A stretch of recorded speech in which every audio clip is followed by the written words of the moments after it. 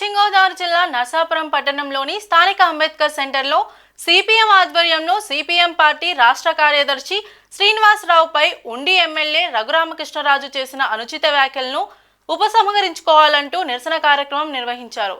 ఈ సందర్భంగా CPM party జిల్లా కార్యదర్శి వర్గ సభ్యులు కవ్వూరు పెద్దిరాజు మాట్లాడుతూ ఉండి నియోజకవర్గంలో పెత్తందారులకు కొమ్ము కాస్తూ నిరుపేదల ఇళ్లను తొలగిస్తున్న ఎమ్మెల్యే రఘురామకృష్ణరాజు వైఖరిని ఖండిస్తున్నామని ఆయన సిపిఎం పార్టీ రాష్ట్ర కార్యదర్శి శ్రీనివాసరావుపై అనుచిత వ్యాఖ్యలు చేసి మాట్లాడడం తగదన్నారు.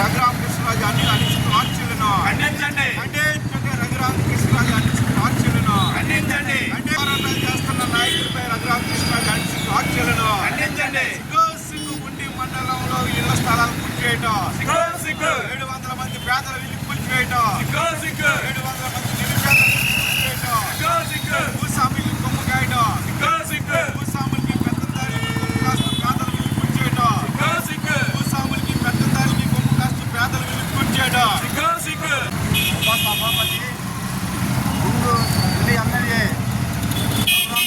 గారు సిపిఎం పార్టీ రాష్ట్ర కార్యదర్శిపై చాలా అనుచితమైన వ్యాఖ్యలు చేశారు.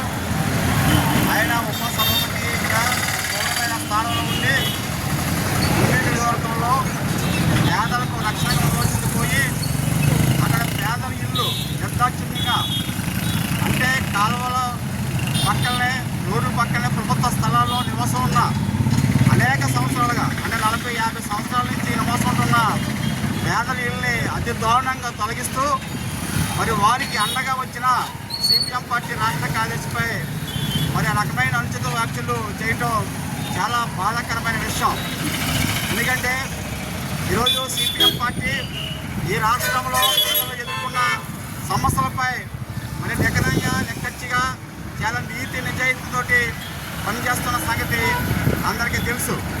అంచేత కమ్యూనిస్టులుగా సిద్ధాంతం పట్ల కొంతమంది వ్యతిరేకం ఉంటే ఉండొచ్చు, కానీ వ్యక్తిగతంగా కమ్యూనిస్ట్ పార్టీ నాయకులకి కమ్యూనిస్ట్ పార్టీ కార్యకర్తలకి ఈ సమాజంలో మంచి గౌరవం మంచి సముచితమైన స్థానం ఉంది. అయితే రఘురామకృష్ణరాజు గారు అన్నీ మర్చిపోయి ఈ రోజుని మరి శ్రీనివాసరావు గారి మీద రకమైన వ్యాఖ్యలు చేయటం చాలా బాధాకరం. ఎందుకంటే ఏకవచనంతో శ్రీనివాసరావు ఆడు ఈడు అంటూ నువ్వు బతికిపోయావు అని చెప్పేసి ఒక హెచ్చరించే ధోరణిలో మాట్లాడటం ఆయన స్థానానికి అది ఈ రకంగా అది మంచిది కాదు.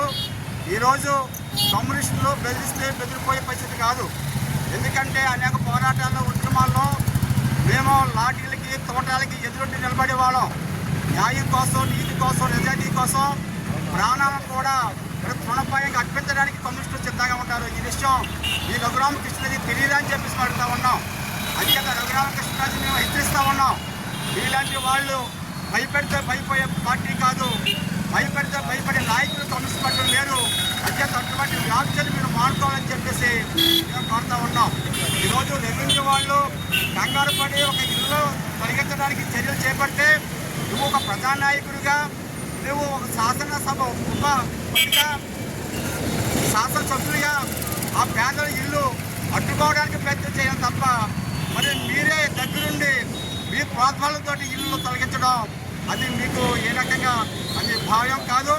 అంటే మరి అక్కడ నియోజకవర్గంలో ఉన్న పేద ప్రజల యొక్క ఇల్లును పూర్తి చేస్తుంటే ఆ పేదల పక్షాన సిపిఎం పార్టీ అండగా ఉండి వాళ్ళకి సంఘీభావం తెలియజేస్తానికి వచ్చిన సిపిఎం పార్టీ రాష్ట్ర కార్యదర్శిని అనుచిత వ్యాఖ్యలు చేయడాన్ని సిపిఎం పార్టీ తీవ్రంగా ఖండిస్తుంది.